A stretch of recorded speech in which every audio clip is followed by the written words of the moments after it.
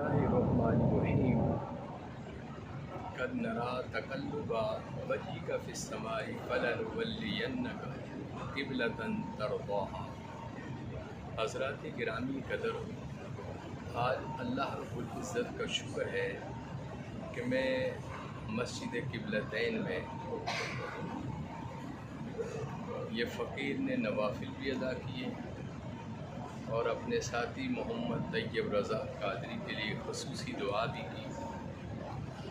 اور یہ مسجد قبلتین اس کو کیوں کہتے ہیں؟ دوسرا پارہ ہے، اللہ کا قرآن کہتا ہے کہ رسول کریم صلی اللہ علیہ وسلم عصر کی نماز پڑھا رہے تھے، تو آپ کے دل میں خیال آیا کہ ہم نے 17 نمازیں مسجد بیت المقدس کی طرف منہ کر کے پڑھی ہیں، تو کسی نے یہ طعنہ دیا کہ قبلہ بھی نواں ہے، دین بھی، شریعت بھی نوی ہے اور قبلہ ہمارا استعمال کرتے ہیں۔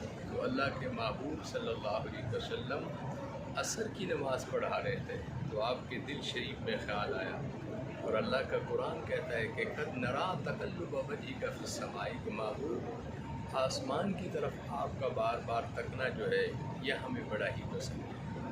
اللہ رب العزت نے اپنے محبوب کریم صلی اللہ علیہ وسلم کو حالت نماز میں آپ کا رخ جو ہے بیت المقدس کے بجائے بیت اللہ شریف کی طرف اس طرح تبدیل کر دیا۔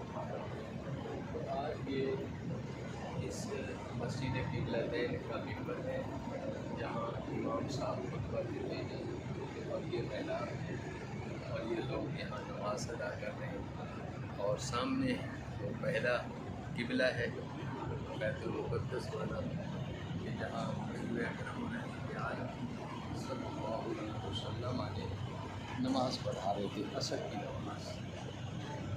تو حضور اکرم صلی اللہ علیہ وسلم کا یہ بھی ارشاد عالی ہے کہ جو شخص اس میری مسجد میں آ کر 2 رکعت نفل پڑھے، مالک اس کی زندگی کے گناہوں کو معاف فرما دیتا ہے۔